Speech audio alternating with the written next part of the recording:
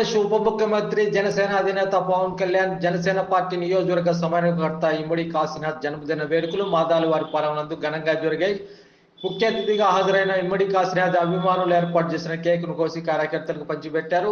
ఈ కార్యక్రమంలో కామునూరి బాలరాజు, దొండ్లపాటి అంజయ్య, లక్ష్మీనారాయణ, రామాంజీ, జనరామాంజీ, దాళ్ల రావేంద్ర, రంగనాయకులు తదితరులు పాల్గొన్నారు.